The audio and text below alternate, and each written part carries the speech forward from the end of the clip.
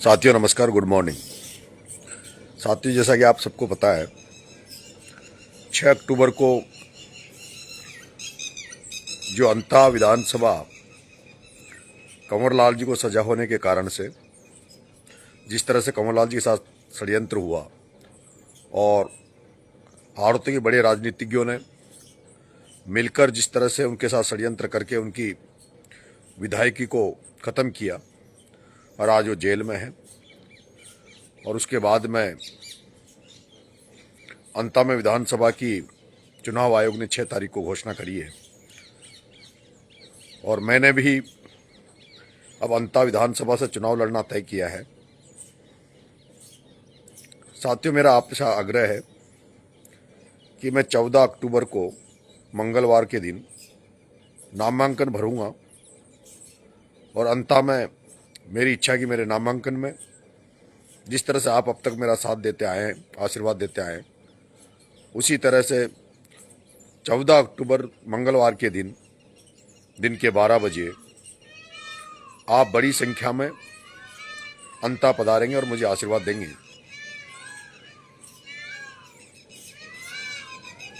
बहुत सारे साथी मेरे ऐसे भी हैं जो बेरोजगार हैं, जिनका मन रहता है कि वो मेरी हर कार्यक्रम में लोगों के साथ पहुंचे। ऐसे साथी जो बेरोजगार हैं और जो संपन्न नहीं है साधन करने में, उनसे मेरा उनसे आग्रह है कि अगर आपको लगता है कि आप बहुत सारे लोग वो साथ लेकर आना चाहते हैं और आपका साधन की व्यवस्था नहीं है, तो वो साथी भी हमसे बात कर सकते हैं। नामांकन रैली में मेरे साथ में पूर्व मंत्री आदरणीय राजेंद्र जी गुडा साहब रहेंगे, जो अपने पिछले दिनों हर आंदोलन में हमारे साथ खड़े थे और इस चुनाव के मैं संयोजक भी और मार्गदर्शन के लिए भाई साहब राजेंद्र जी गुडा को नियुक्त करता हूं, जिन्होंने जिस तरह से पिपलोदी हादसे में मृत बच्चों के लिए जब हमने आंदोलन जयपुर किया, उन्होंने जिस तरह से लीड किया, सारे हमारे साथी सारे लोग उनसे बहुत खुश थे। तो वो इस चुनाव को हमारे को पूरा मैनेज भाई साहब राजेंद्र जी गुडा साहब करेंगे। आप ज़्यादा से ज़्यादा संख्या में 14 अक्टूबर को अंता पधारें। उसी दिन नामांकन के बाद में हम लोग अंता, सीसवाली और मांगरोल, इन तीनों कस्बों में रोड शो भी निकालेंगे।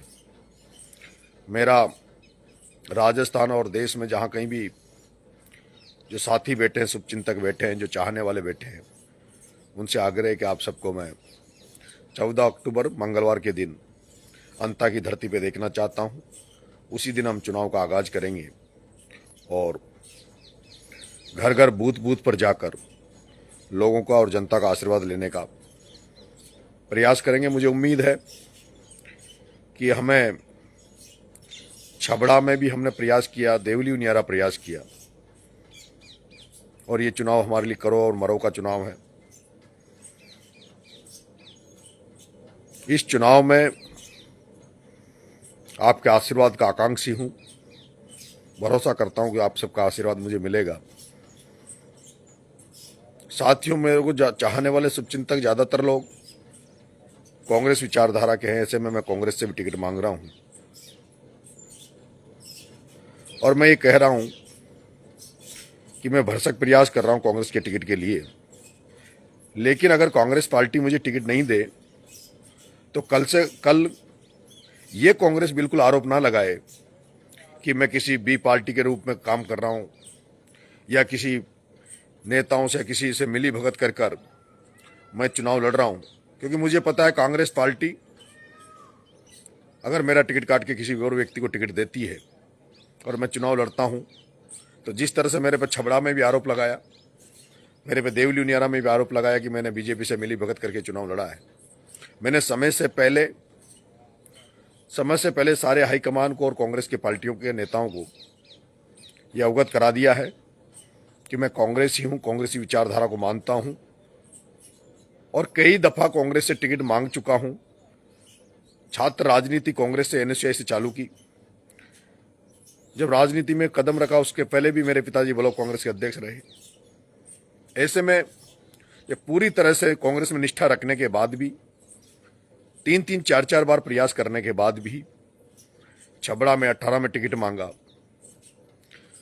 2023 में उपचुनाव में टिकट मांगा, 2 साल लोकसभा में टिकट मांगा, 2 साल लोकसभा में टिकट मांगा, टिकट नहीं मिला, लेकिन नेताओं के समझाने पर फॉर्म वापस ले लिया था।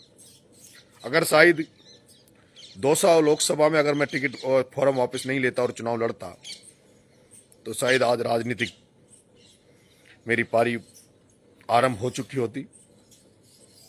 लेकिन मैं पिछली बातों में ना जाकर अभी भी कांग्रेस पार्टी से अपील कर रहा हूं कि कांग्रेस पार्टी मुझे मौका दे।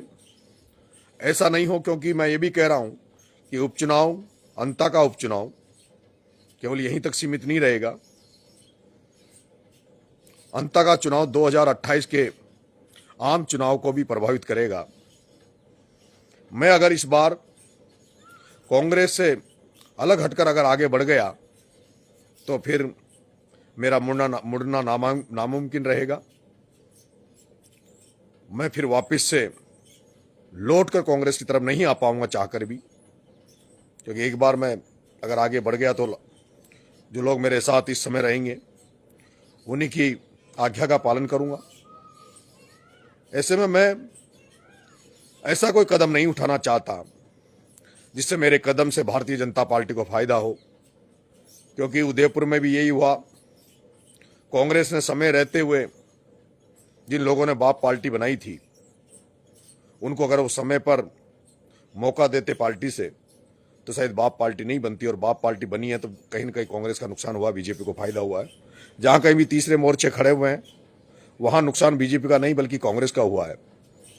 लेकिन मेरे पास रास्ता नहीं बचता है।